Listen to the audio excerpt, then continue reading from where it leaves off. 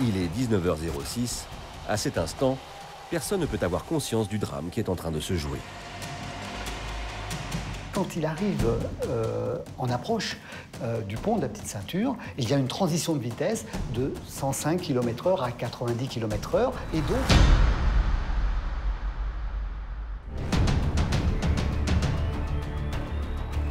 Paris, gare de Lyon. L'une des 3 plus grandes gares de la capitale. Chaque jour, près de 300 000 voyageurs s'y croisent, en surface ou sous la terre. Paris, gare de Lyon. You are in Paris, gare de Lyon. We welcome you. Ils passent devant ce monument sans savoir qu'il est le témoin d'une des pires catastrophes ferroviaires de l'histoire. 27 juin 1988, sur ces quais s'est déroulé l'impensable. 56 personnes ont trouvé la mort. Quand on parle d'accidents ferroviaires, le premier accident du XXe siècle auquel on pense, c'est celui-là. Il faut qu'on comprenne que c'est pas un banal accident. Il s'est passé quelque chose ce jour-là. Pourquoi le signal d'alarme déclenché par une passagère est-il devenu la source d'un enchaînement d'incidents invraisemblables? Réalisant que la rame ne freinait pas, eh ben, le réflexe est « je tire le signal d'alarme ». Seulement la suite, c'était catastrophique. C'est un scénario qu'un écrivain de polar aurait même eu du mal à imaginer. Comment un train sans frein a-t-il pu déjouer une à une toutes les mesures de sécurité de l'époque? Là, il panique et il annonce à la radio « Arrêtez tout, gare souterraine, je n'ai plus de frein ». Il est à une vitesse d'environ 40 km/h. Les aiguilles le dirigent inexorablement vers la voie 2. Plus personne ne peut rien faire. Grâce à des animations 3D, à partir des enquêtes officielles, mais aussi des plus grands spécialistes, nous allons tenter de comprendre ce qui s'est réellement passé à l'intérieur de ce train fou. 280 tonnes qui poussent derrière, les roues se bloquent, manque d'adhérence, elles glissent. La perte de contrôle d'un train, c'est la hantise de tout cheminot. À travers les témoignages des victimes et des pompiers présents ce jour-là, nous allons revivre ce drame, seconde par seconde. Quelqu'un est sorti de la cabine et a dit « Vite, descendez, descendez, descendez », et c'était trop tard. J'ai tout de suite l'impression que je vais mourir. L'accident de la gare de Lyon, pour moi, c'est une scène de guerre quand on arrive. Nous allons tenter de décrypter l'improbable scénario qui a conduit en plein cœur de Paris à une catastrophe hors de contrôle. On s'est dit, l'impossible est arrivé.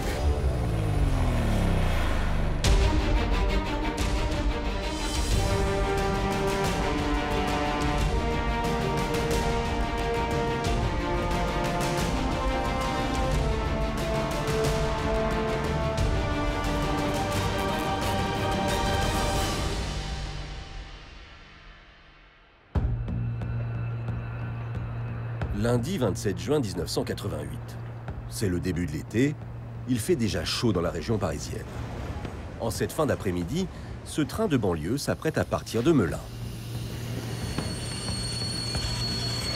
Ils sont plusieurs voyageurs à s'installer au sein de cette rame, sans se douter du drame qui va se jouer à la gare d'arrivée. Car le terminus du train n'est autre que Paris, situé à 50 km de là, et plus précisément la gare de Lyon. Une gare qui, depuis quelques années, s'est totalement transformée. Pour le comprendre, il faut revenir 30 ans en arrière. Depuis les années 50, la population de Paris et de sa banlieue a connu un véritable boom, passant de 6,5 millions d'habitants à près de 10 millions. Et cela n'est pas sans conséquence sur le réseau de transport. Cette constellation de villes nouvelles, c'est une politique délibérée, appelle naturellement de renforcer les trafics banlieues. Georges Ribeil est historien, spécialiste du monde ferroviaire. Il a été témoin de cette croissance spectaculaire qui a obligé à repenser l'ensemble des transports du Grand Paris. Le trafic des gares parisiennes va surtout exploser à partir des années 60 à 80. On a construit à cette époque-là des réseaux de transport d'une capacité et d'une puissance quasiment jamais égalée dans le monde.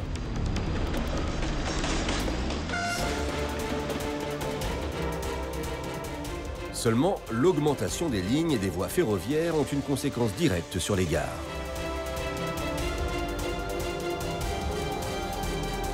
Paris est percé de grands trous, de bulldozers, de chantiers encombrants.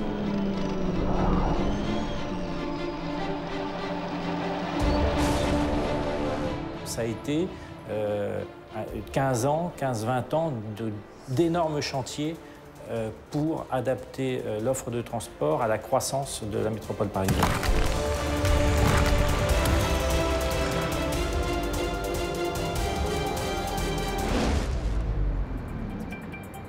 Située dans le sud-est parisien, la gare de Lyon dessert de nombreuses destinations longue distance.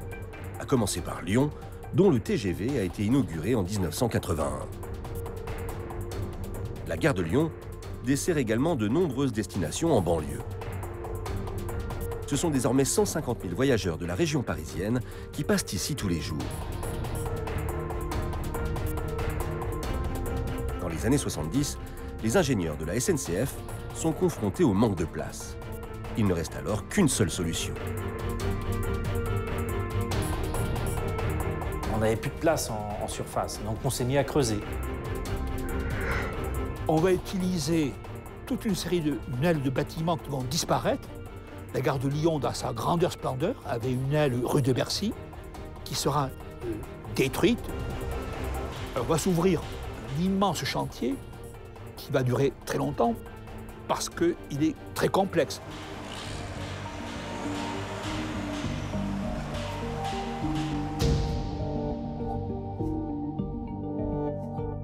Ce chantier spectaculaire se déroulera en 2 temps. On commencera par construire le niveau le plus profond, à 20 mètres sous terre, le N-2. Il accueillera le RER, réseau de trains express régional. Puis, dans un second temps, on construira le niveau -1, qui hébergera une gare de banlieue avec 4 voies. Mais comment le relier aux voies extérieures? Les ingénieurs n'ont pas le choix. Il va falloir créer une pente de 4%. Autrement dit, réaliser des voies qui descendent de 40 mètres pour 1000 mètres. C'est quasiment du jamais vu. C'est même l'un des dénivelés les plus élevés de tout le réseau ferroviaire français.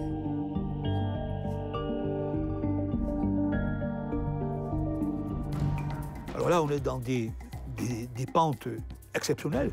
Voilà, une pente, ça veut dire 4 mètres par 100 mètres, ce qui est énorme en matière ferroviaire. Voilà, hein. Bon, et tout ça pour aller buter vers, en gros, à l'époque, des heurtoirs, pourrait-on dire. Voilà. 40 pour 1000, c'est véritablement une pente extrêmement importante. 40 pour 1000 pour les trains, bon, ils peuvent le gravir. Et à la descente, on prend vite de la vitesse. Et c'est justement à cause de cette pente que la catastrophe du 27 juin va être considérablement aggravée.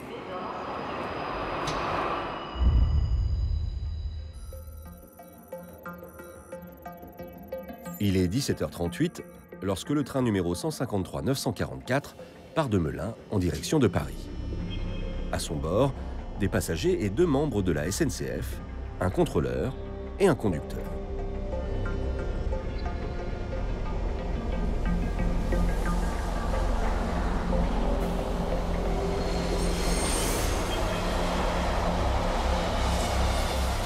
Ce train part normalement, le conducteur a fait les essais de frein comme il faut, rien d'anormal. Le train part vers 5h ou 5h30 l'après-midi.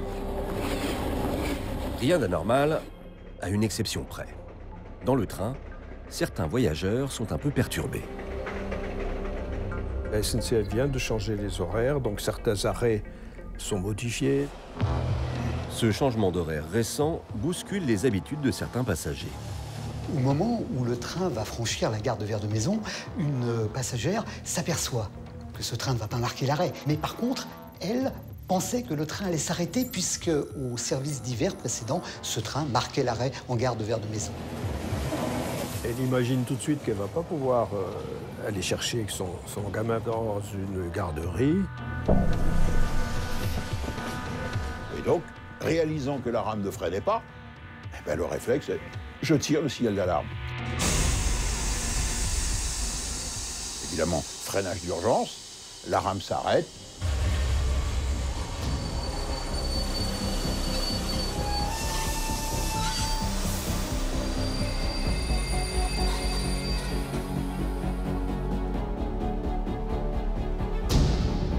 C'est ce geste simple, relativement courant, qui va provoquer une réaction en chaîne à peine croyable.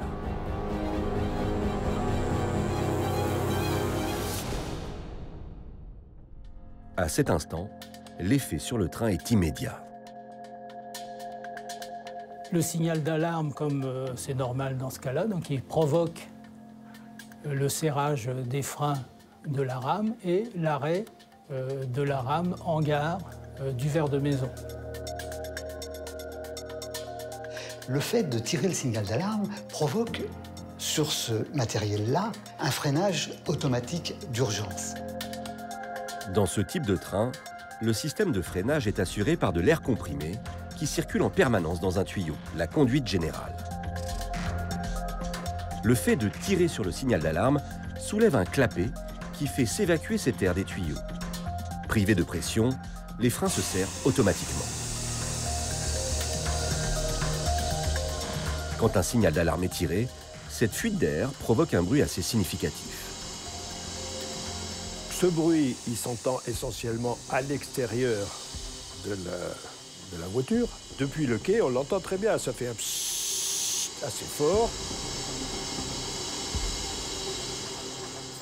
À ce moment-là, le contrôleur à l'intérieur de sa rame, lui, n'entend pas ce bruit. Il est donc le premier surpris. Pourquoi le train s'arrête-t-il brusquement dans la gare de Ver de Maison? Le contrôleur descend sur le quai et il se dirige vers la deuxième voiture d'où il a vu la voyageuse descendre. Il entre dans la deuxième voiture et il constate qu'effectivement, un signal d'alarme a été tiré. Et d'ailleurs, un voyageur qui a été témoin de la scène lui dit « Oui, j'ai vu quelqu'un qui a tiré le signal d'alarme et qui est descendu ». Pour le contrôleur et le conducteur, l'objectif est donc clair. Ils doivent réenclencher ce signal d'alarme au plus vite pour pouvoir faire repartir leur train. Une opération pour le moins anodine. Pour un conducteur, normalement, le réarmement d'un signal d'alarme, c'est une opération qui est relativement simple. Bon, il a déjà dû le faire des dizaines de fois au cours de sa carrière, sans aucun problème. Mais ce jour-là, les choses ne vont pas être si faciles. Le conducteur applique la procédure, mais ne parvient pas à réarmer. L'air continue donc de fuir et de vider la conduite générale avec ce bruit bien particulier. Impossible de repartir. Il tire, elle est coincée, il n'y arrive pas. Il y a le problème des intempéries, l'oxydation, et l'on sait que quelquefois, c'est un petit peu dur de pouvoir réarmer manuellement. Et donc, il essaye, il a du mal, il ne trouve pas exactement la position de la poignée. Ça ne fonctionne pas bien. Malgré son grade et son expérience, il ne comprend pas ce qui se passe. Dans le train, les passagers commencent à s'impatienter. En tant que conducteur, il faut bien qu'il arrive à trouver une solution, puisqu'il faut qu'il arrive à faire repartir son train. Stressé, le conducteur tente autre chose. Il manipule alors à plusieurs reprises le robinet d'arrêt qui alimente la conduite générale en air comprimé. Donc, dans un geste un petit peu désespéré, finalement, il va voir ce robinet et il va le manœuvrer plusieurs fois, l'ouvrir, le fermer, en espérant finalement pouvoir aider à résoudre le problème. À première vue, en manipulant ce robinet, la situation semble revenir à la normale. Si on est spectateur à l'extérieur, on constate que quand il a ce robinet dans une certaine position, le bruit s'arrête, et puis quand il remet, le bruit recommence. Et on peut très bien imaginer un jeune narquois qui lui dise « Mais tu comprends rien, il faut le mettre comme ça, ton robinet, que c'est ça qu'il faut faire. »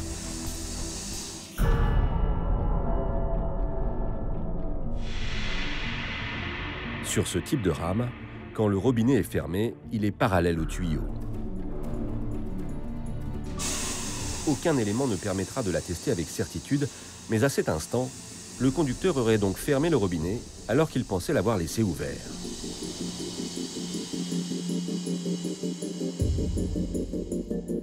Le clapet se referme. Le conducteur aurait pensé avoir résolu le problème, mais c'est l'inverse qui se serait produit.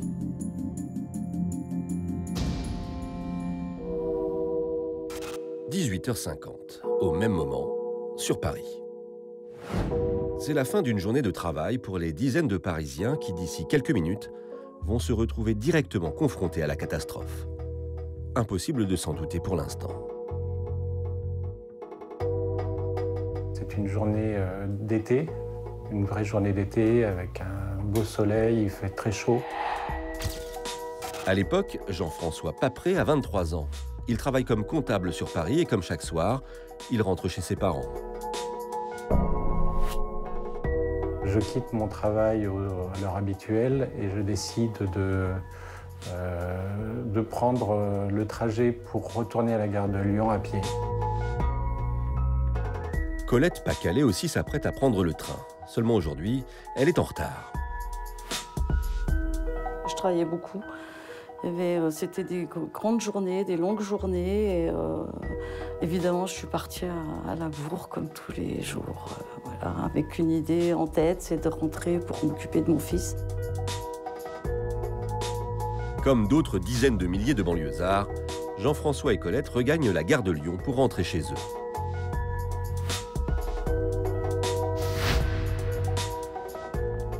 Ici, c'est l'heure de pointe, la période de la plus grande affluence.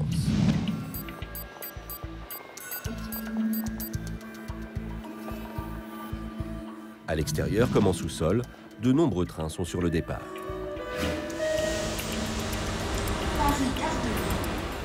J'arrive en gare de Lyon. Gare de Lyon, le départ des trains est en sous-sol. Donc je m'installe et comme il ne reste normalement que 3 à 4 minutes avant le départ, tout le monde est assez énervé et tout le monde essaie de trouver une place. En quelques minutes, la voiture qui était vide se remplit, toutes les places assises sont prises. Les gens s'entassent déjà dans les couloirs et sur la passerelle. Ils sont bien loin d'imaginer ce qui est en train de se jouer à quelques kilomètres de là.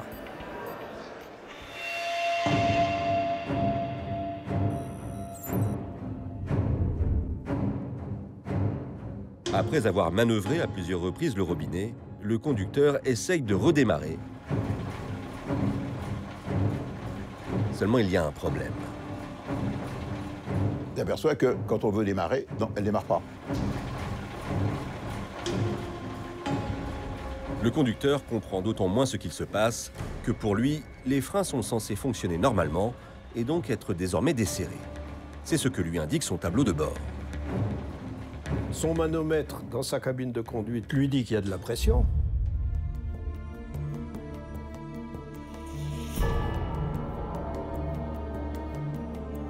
Contrairement à ce qu'il pense, ce manomètre indique seulement la pression présente dans la locomotive et non pas la pression présente dans tout le train.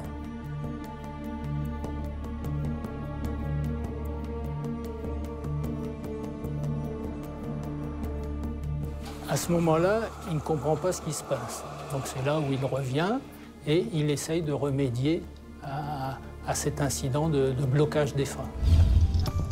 La grogne monte chez les passagers. Le conducteur doit trouver une solution, et vite.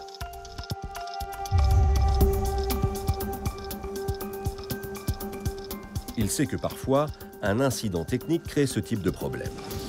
Il n'a plus qu'une seule option, purger les freins. Autrement dit, vider tout l'air contenu dans les réservoirs qui alimentent le système de freinage. Avec le contrôleur, ils vont dégonfler la rame, c'est-à-dire on purge les réservoirs auxiliaires.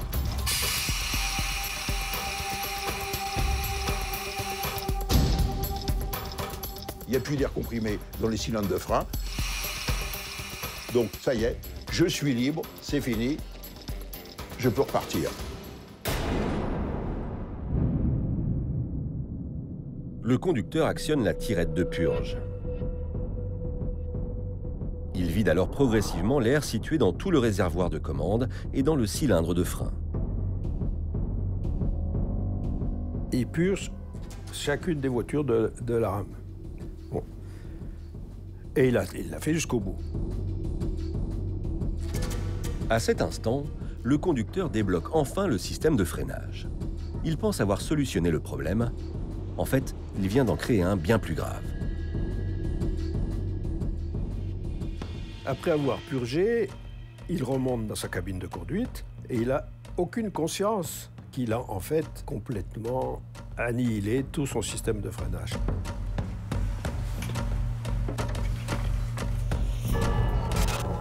« 19h02. Le conducteur est bien loin d'imaginer que son train repart quasiment sans frein.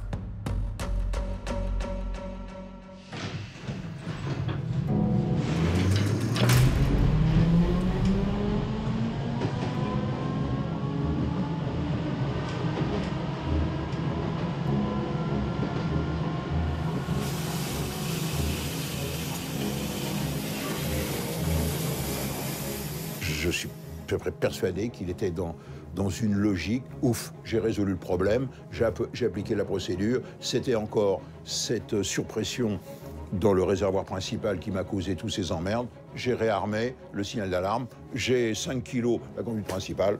Banco, on peut y aller.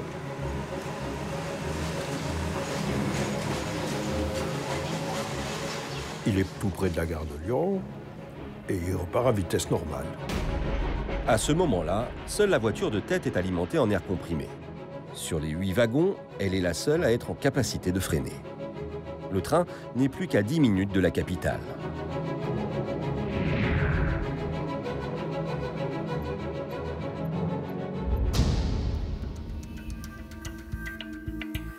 Ce jour-là, dans les sous-sols de la gare de Lyon, c'est la cohue. Un train qui devait partir pour Melun vient tout juste d'être supprimé. Et tous les voyageurs se pressent dans le seul train à quai. C'est le cas de Colette. Quand je suis arrivée à la gare de Lyon, c'était un bazar complet. Il y a du monde, mais finalement, je monte dans le train, dans le wagon, dans le premier wagon où je me mets d'habitude, voilà, et j'attends. Je suis dos au départ.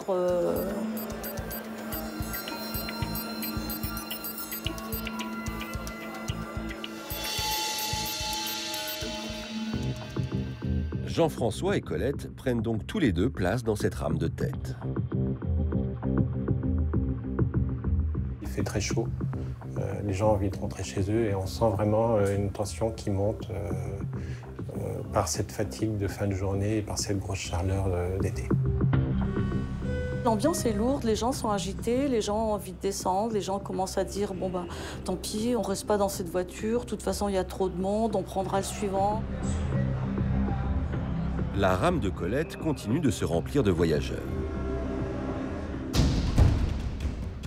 Au même moment, à 3 km de là, le train en direction de la gare de Lyon poursuit sa route à 100 km/h.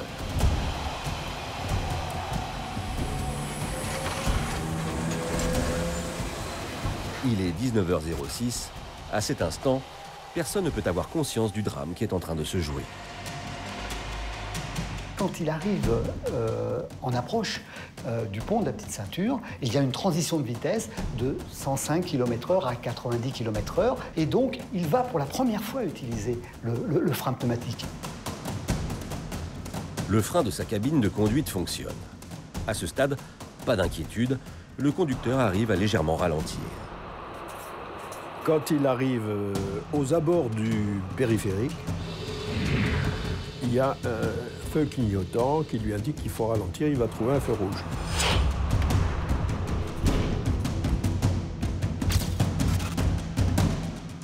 À l'époque, Jean-Pierre Pascal est directeur d'un institut de recherche sur les transports. Il est spécialiste du freinage ferroviaire. Il donne un premier coup de frein tout doucement, il n'y a pas de problème, puis ensuite il est obligé quand même de freiner carrément, et là il s'aperçoit que ça ne freine pas. Là il le voit que son train ne freine plus. Mais très vite, tout bascule.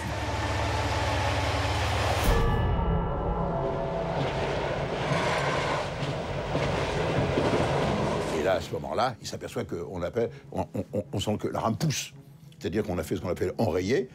C'est-à-dire que le freinage n'est que sur la motrice. Il y a 280 tonnes qui poussent derrière. Les roues se bloquent, manque d'adhérence. Elles glissent sur les rails. Elles glissent. Et puis là c'est la panique. C'est la pire des choses qui puisse arriver. Là, ça va très vite. Donc il a 1 minute et demie, 2 minutes pour arriver à la gare de Lyon. Ça va très vite. Et surtout, que peut-il faire? 19h07 et 30 secondes. Le train fou est à tout juste 2 km de la gare. À ce moment, seul le conducteur sait que son train sans frein se dirige à pleine allure vers la gare souterraine.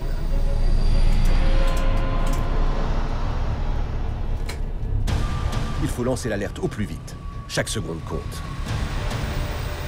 Là, il panique et il se sert de sa radio. Il a une radio et il annonce à la radio « Arrêtez tout, gare souterraine, je n'ai plus de frein ».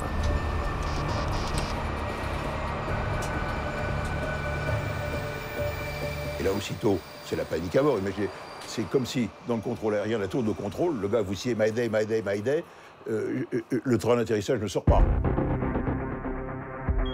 Au même moment, le conducteur du train fou actionne l'alerte radio. On appuie sur un bouton qui immédiatement permet d'appeler le régulateur. Et surtout, ce message, qui est un message d'alerte, est entendu sur la même fréquence par tous les convois qui se trouvent dans le rayon d'action. Et donc les gens savent qu'il y a un grave problème dans le coin. Et donc la procédure, c'est aussitôt, je freine, je ralentis, il faut s'arrêter. L'alerte radio informe qu'il y a danger. Il retentit dans le poste de régulation, chez les aiguilleurs et aussi dans toutes les cabines des conducteurs à proximité du train à la dérive.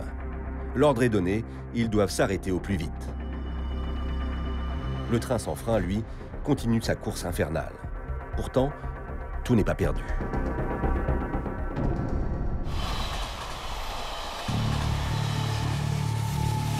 En réalité, le conducteur a encore une dernière solution pour faire ralentir son train. Un deuxième frein, le frein électrique, aussi appelé frein rhéostatique. Le frein rhéostatique, c'est un frein électrique qui agit directement sur les moteurs de traction des motrices. Seulement, le manuel du conducteur déconseille d'utiliser ce frein dans une gare en cul-de-sac. Mais cette fois-ci, cela aurait pu tout changer. Donc s'il avait été actionné, on aurait eu 2 véhicules qui freinaient au lieu d'en avoir un seul. Il n'aurait probablement pas permis d'arrêter complètement le train qui était en dérive, mais ça aurait pu tout changer. L'esprit n'est plus en état de réagir, il est focalisé sur quelque chose. Et peut-être que ce type, parce que ça panique, se disant je vais me tuer, je vais y aller, je vais aller m'écraser, j'ai plus de frein.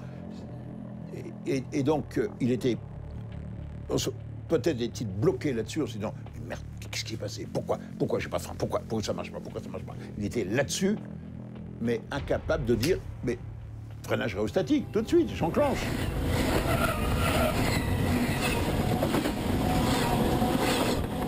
C'est comme si vous imaginiez, vous êtes dans votre voiture et il y a une situation de danger.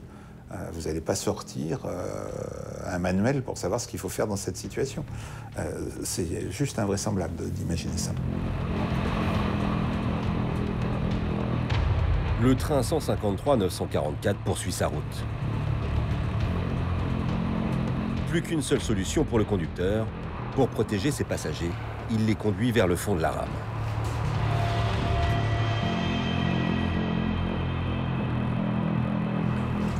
Plus personne n'est aux commandes du train fou. Pourtant, il reste encore un espoir. Un seul.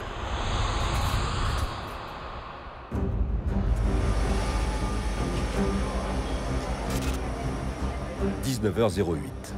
À la gare de Lyon, le train de Jean-François et Colette n'est toujours pas parti. Le contrôleur n'est pas encore arrivé, ce qui retarde le départ.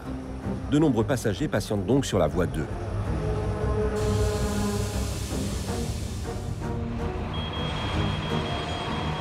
À 1,5 km de là, le train sans frein roule désormais à 70 km/h.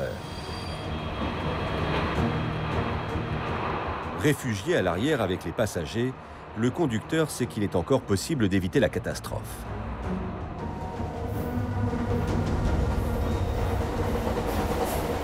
Dans ce genre de situation, les aiguilleurs de la gare de Lyon peuvent toujours agir.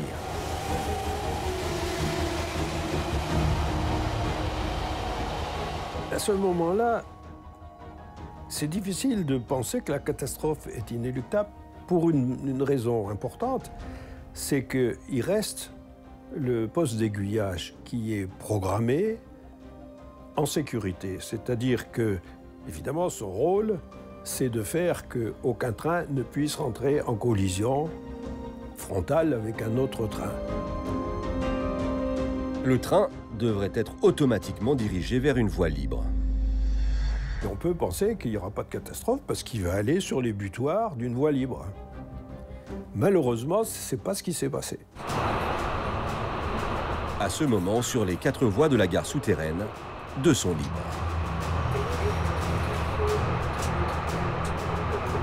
Lorsque le train sans frein arrive pour rentrer en gare souterraine, à ce moment-là, les voies 1 et 3 sont libres. L'aiguilleur, il sait qu'il a 2 voies de libre. Il le sait très bien. S'il va sur la voie dégagée, il y aura un accident, mais il n'y aura pas de mort. Il faut faire vite. Les aiguilleurs de la gare souterraine sont la dernière chance du train fou. Les seuls à désormais pouvoir éviter le pire. Mais en actionnant l'alerte radio, le conducteur a rendu la communication avec la gare de Lyon très difficile. Donc, quand l'aiguilleur entend la sirène, il se précipite pour demander quel est le numéro du train qui a actionné l'alarme. Mais la radio est faite de telle façon que pendant que la sirène sonne, on ne peut pas émettre à la voix parce que c'est sur la même fréquence. Quand l'alerte radio est actionnée comme cette fois-ci, le message vocal du conducteur est émis sur la même fréquence que le signal d'alerte. Il devient donc inaudible pour les aiguilleurs.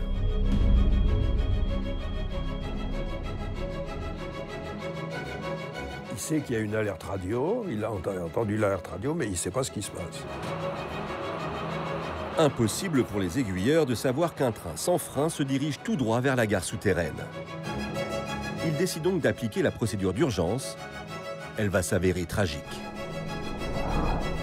Il a bloqué son poste d'aiguillage. Il a appuyé, c'est facile, il y a un bouton d'urgence, il a appuyé dessus. Ce qui a bloqué tous les automatismes du poste, en particulier l'automatisme qui était programmé, qui allait envoyer le train sur une voie libre. La procédure d'urgence remet automatiquement les aiguilles sur l'itinéraire précédent. Le système est fait de telle façon que quand on détruit un itinéraire, on revient au dernier itinéraire programmé. En l'occurrence, le dernier itinéraire programmé pour le train fou, c'est la voie numéro 2. En théorie, c'est une voie libre, sauf qu'actuellement, un train a du retard. Ce train, c'est celui de Colette et Jean-François. Le contrôleur n'est toujours pas arrivé.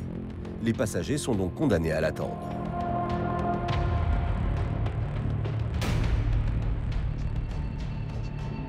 Le train fou, lui, s'apprête à passer le dernier aiguillage, sa dernière chance. À partir du moment donc, où les aiguilles qui auraient permis de diriger le train vers une voie libre sont franchies, à partir de ce moment-là, donc l'accident devient inéluctable.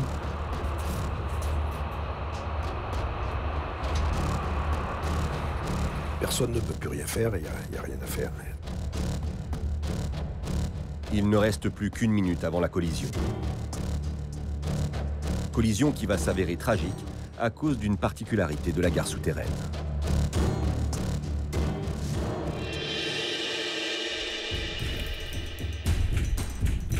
Sans frein depuis plus d'1 kilomètre, le train a commencé à décélérer légèrement. Il ne roule désormais plus qu'à 40 km/h. Seulement, le conducteur sait qu'il va devoir affronter la fameuse pente d'accès au niveau -1 de la gare de Lyon, une pente à 4%. Donc là, on a un train qui va descendre dans une gare avec un accès en pente, avec très peu de freins.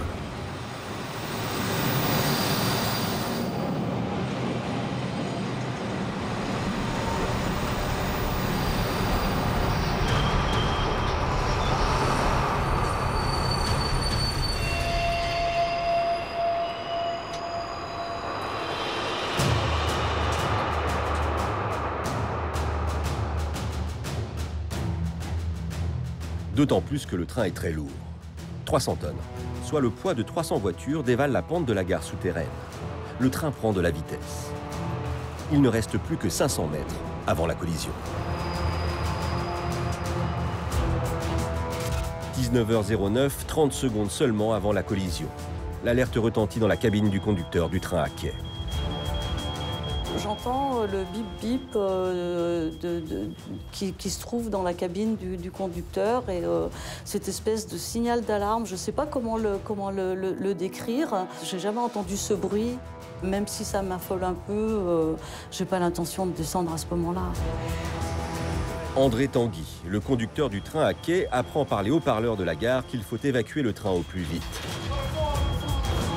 Son premier réflexe, avertir les passagers pour sauver le plus de vies possible. Il reste à son poste et il annonce aux gens, sortez du train, descendez tout de suite. Il y en a qui sont descendus, mais il y en a peu qui sont descendus. Parce que comment se persuader que notre vie est en danger à ce moment-là? C'est impossible. Pas possible. Le conducteur reste dans son train au prix de sa propre vie. Quelqu'un est sorti de la cabine et a dit « Vite, descendez, descendez, descendez » et c'était trop tard.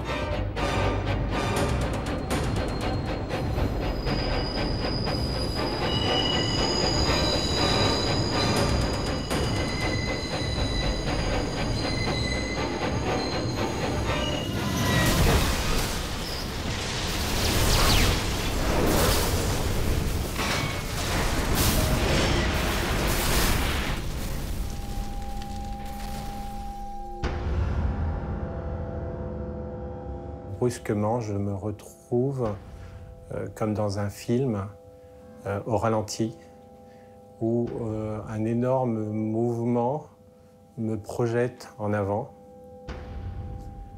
où je vois le quai défiler, je vois mon Walkman s'envoler, s'arracher de mes oreilles et s'envoler. Et je me retrouve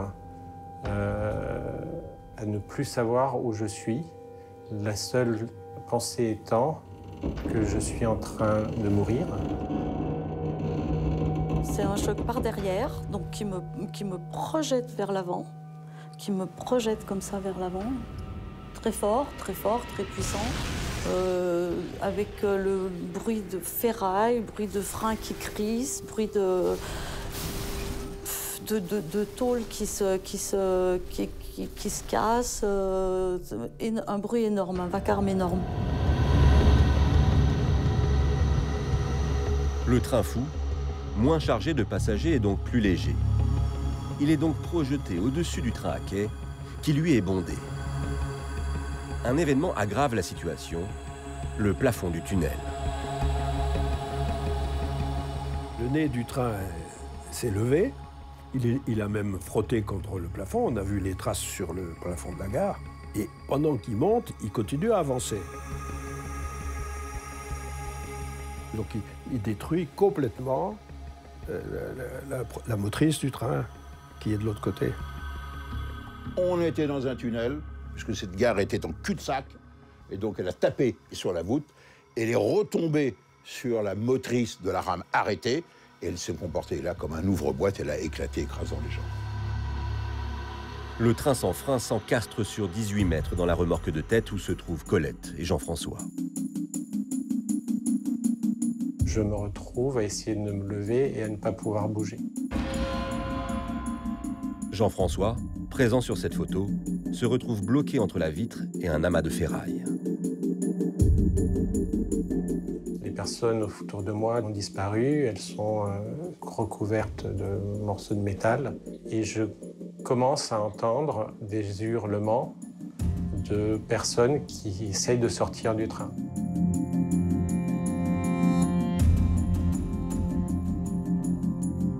Sur les quais, les gens commencent à s'affoler et veulent à tout prix venir nous libérer, donc casser les vitres pour nous faire sortir. Comme je suis collé à la vitre, j'essaie de les calmer en leur disant que le bris de glace va nous blesser et qu'il faut attendre les secours. Impuissant, Jean-François est condamné à attendre l'arrivée des secours. Il ne le sait pas encore, mais le sauvetage va s'avérer très compliqué.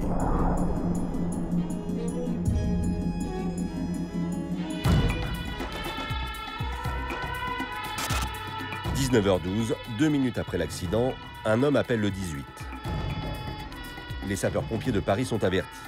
L'information se diffuse dans toutes les brigades environnantes. L'accident est grave.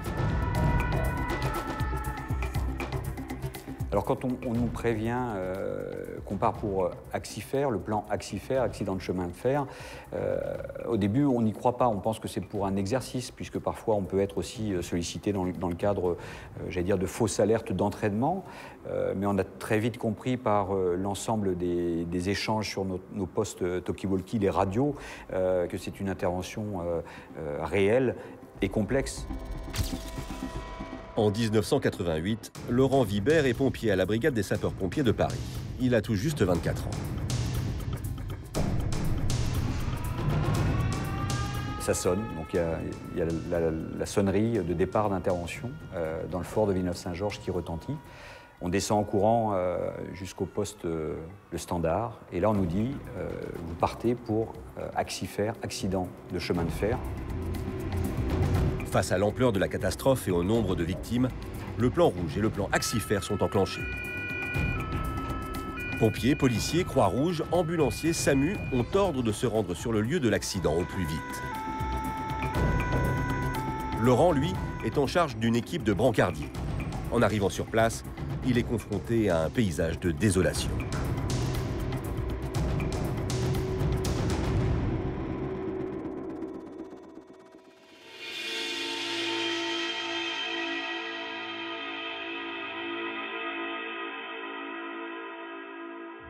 On descend ces marches, on ne sait pas vraiment où on va. Il y a de la fumée qui se dégage, des gens qui s'affairent, des premiers secours qui sont déjà en place.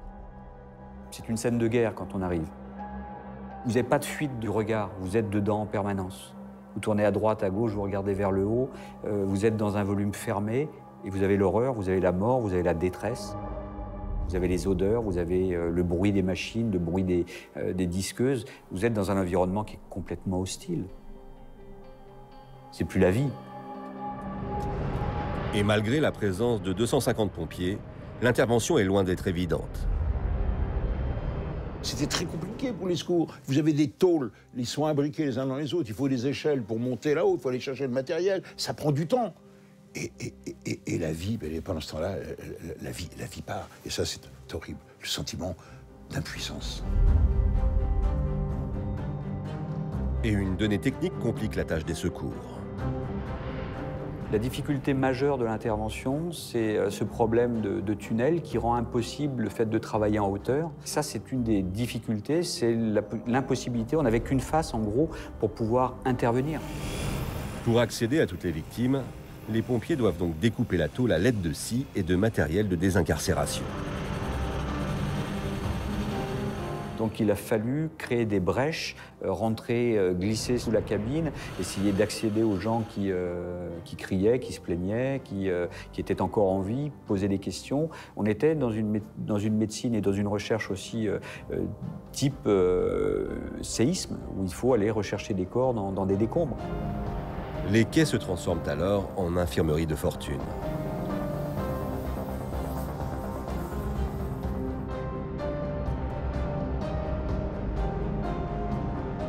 On se rend compte qu'on a quand même une cinquantaine de blessés à traiter. Donc on fait aussi du secourisme, on fait du bouche à bouche, on fait du massage cardiaque. On aide aussi les chirurgiens à opérer dans le train, à faire des amputations pour pouvoir sortir les gens, pour essayer de les sauver, puisqu'ils sont bloqués dans des amas de tôle. C'est une véritable course contre la montre qui s'engage pour les secours et les victimes. On a l'impression que le temps s'est arrêté. C'est angoissant, on a l'impression qu'on ne s'en sortira pas. Je me souviens avoir fait des signes aux gens qui étaient dehors. Pour leur dire j'existe, je suis là, je suis vivante. Mon obsession, c'est de me dire quand est-ce qu'on va me sortir de là. Et c'est très long, c'est très très long. Cela fait déjà 50 minutes que Colette et Jean-François sont bloqués. Il est 20 h, la France découvre la catastrophe. On parle déjà de plusieurs morts. 2 trains de banlieue se sont télescopés. Le premier arrivé à grande vitesse, on ne sait pas encore d'où. L'un des wagons a été enfoncé et selon les témoins, le choc a été très violent. Voilà ce que l'on sait pour l'instant. À l'époque, Michel Chevalet est journaliste scientifique pour TF1. Sa rédaction lui apprend l'accident qui vient de se produire. Collision, Gare de Lyon. Comment une collision? C'est pas possible. Il est envoyé sur place pour couvrir l'événement. J'avais retrouvé des gens à la SNCF qui m'ont dit « Attends, c'est une horreur, c'est une horreur ». Mais au début, les informations étaient très contradictoires. C'est-à-dire on ne comprenait pas la fonction et personne n'était, et c'était tout à fait normal, n'était admis à descendre. Ce n'est qu'après, plusieurs heures après, que je suis descendu et mesuré l'ampleur de la catastrophe. C'est vraiment le truc incroyable. Où là, on s'est dit, l'impossible est arrivé. À quelques mètres du journaliste, dans la voiture de tête, la plus touchée, Jean-François et Colette sont des miraculés. Et je m'extirpe du train et je me retrouve dans les bras des pompiers qui me redéposent sur le quai. Quand je sors, c'est vraiment la libération. Je suis vivante, je suis dehors. À partir du moment où on est venu me chercher pour m'emmener à l'hôpital, c'est vrai que je sors de la gare et je réalise aussi l'ampleur de cet accident. Tout le quartier est bloqué, il n'y a que des ambulances, il n'y a que des pompiers qui courent partout. Une vingtaine d'heures plus tard, l'intervention se termine enfin. Il y a un moment qui est très lourd dans cette intervention, c'est quand justement une locomotive est venue enlever la voiture du train qui était rentré dans l'autre. Pour nous, c'était un peu le symbole, le signe de l'intervention qui était finie dans tous les cas. On n'aurait pas pu sauver plus de personnes et c'était un peu la fin de l'intervention. Le bilan est lourd. La catastrophe fait 56 morts, 43 blessés. Tout ça, c'est un scénario qu'un écrivain de polar aurait même eu du mal à imaginer. Donc, du point de vue de la sécurité ferroviaire, il fallait tout reprendre. Car une question se pose, une seule. Un tel accident pourrait-il encore se produire aujourd'hui?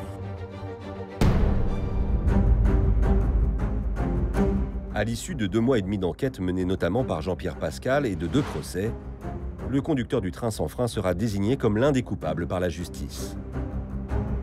Il sera condamné en appel à 2 ans de prison avec sursis. Le contrôleur du train à quai qui était en retard sera lui condamné à 6 mois de prison avec sursis.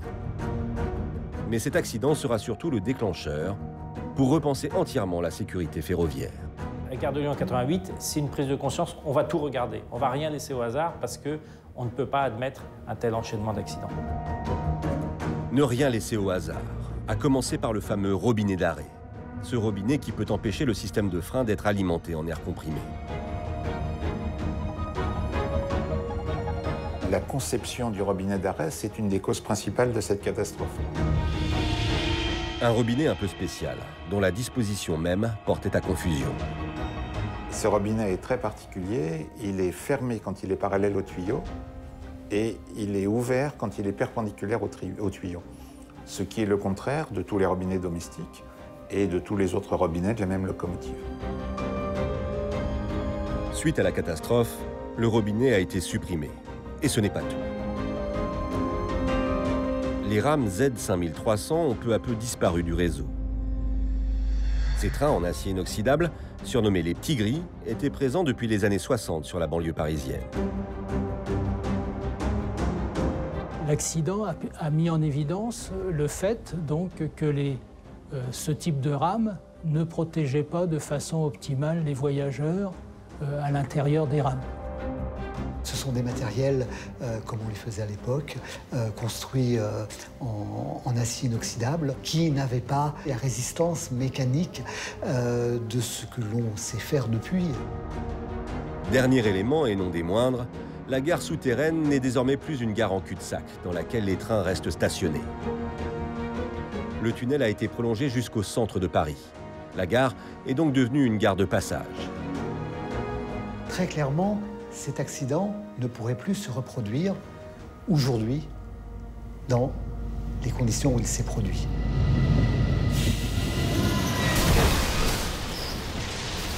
Un accident qui ne pourrait plus se reproduire aujourd'hui, mais qui a laissé une trace indélébile dans l'histoire ferroviaire.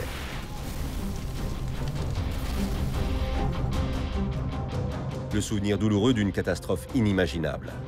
Celui d'un train fou, devenu totalement hors de contrôle.